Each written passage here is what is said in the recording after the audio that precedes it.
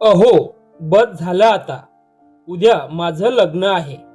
मी रागात phone cut केला. पण 5 मिनिटांनी माझ्या दारात एक बाई आली.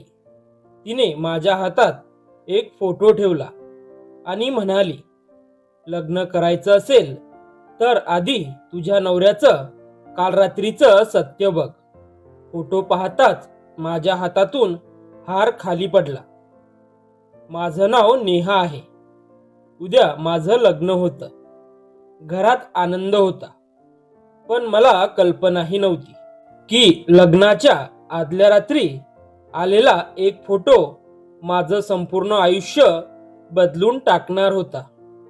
फोटोमध्ये माझा होणारा नवरा अभिषेक एका तरुण मुलीसोबत उभा होता.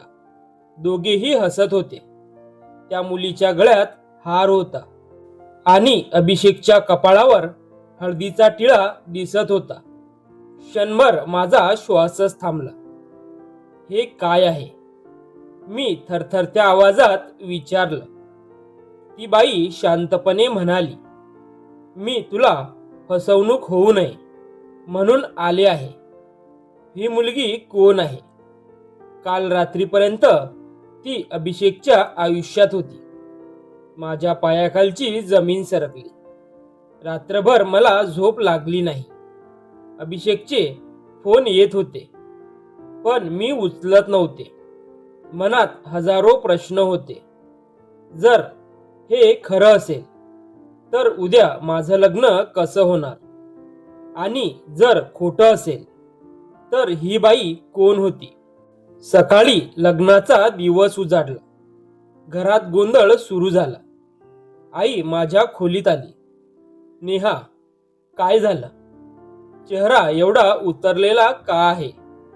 मी काही बोलले नाही, कारण आधी मला सत्य जाणून घ्यायचं होतं. दुपारी मी अभिषेकला भेटायला बोलावलं. तो आला तेव्हा त्याच्या चेहऱ्यावर आनंद होता. पण माझ्या हातातला फोटो पाहताच तो थबकला. हा फोटो तुला कुठून मिळाला? त्याने विचारलं. आधी हे सांग, यातली मुलगी कोण आहे? अभिषेक काही क्षण शांत राहिला. मला वाटलं आता तो सगळं कबूल करेल. पण त्याने जे सांगितलं त्याची मला अजिबात अपेक्षा नव्हती. नेहा ही माझी बहीण आहे. मी स्तब्ध झाले. काय? हो, माझी चुलत बहीण. काल तिचा साखरपुडा होता. क्षणभर मला वाटलं तो खोटं बोलतोय. पण त्याने लगेच मोबाईल काढून अनेक फोटो दाखवले. त्यात संपूर्ण कुटुंब होतं. तीच मुलगी होती आणि तिच्या शेजारी दुसरा मुलगा उभा होता. माझा संशय कमी झाला. पण मग त्या बाईने खोटं का सांगितलं? तेवढ्यात अभिषेकचा चेहरा गंभीर झाला. नेहा, ती बाई कशी दिसत होती? मी वर्णन केलं. अभिषेक काही क्षण विचारात पडला आणि मग म्हणाला, मला वाटतं ती व्यक्ती कोण आहे हे मला माहिती आहे. त्याने एक जुना फोटो दाखवला. मी पाहताच दचकले. फोटोतील चेहरा आणि काल आलेल्या बाईचा चेहरा एकच होता. ही कोण?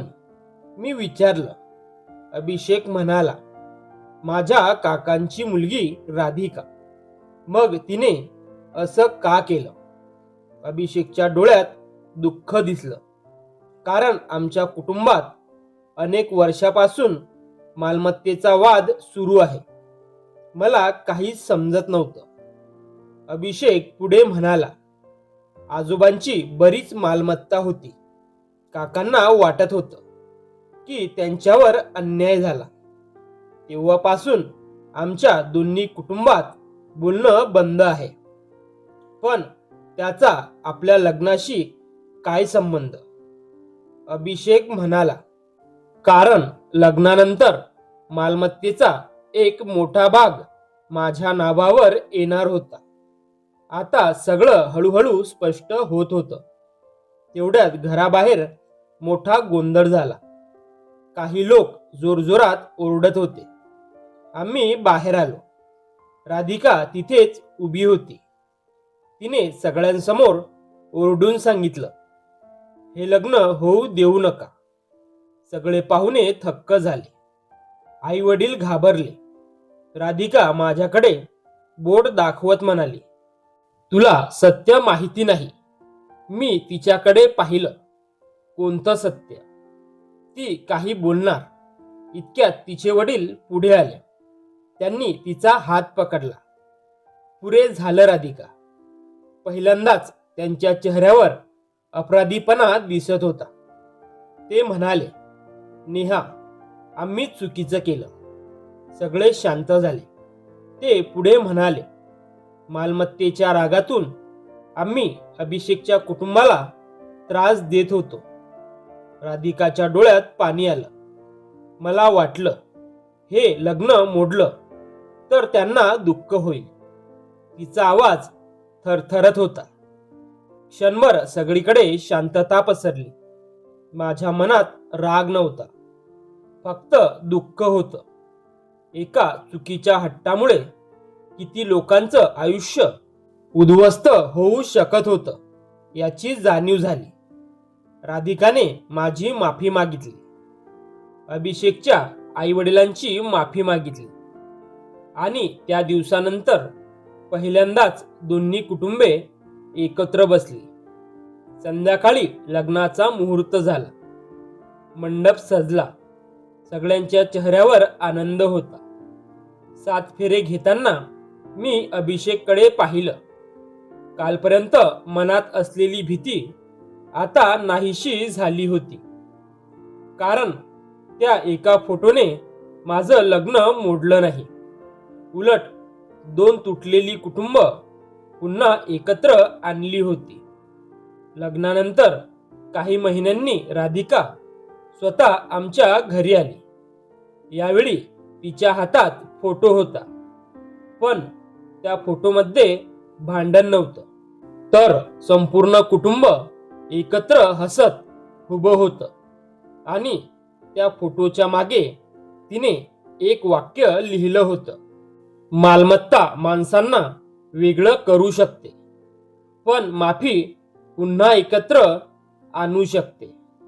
मित्र आणि मैत्रिणींनो, कथा आवडली असेल तर लाईक करा, कमेंट करा आणि शेअर करा.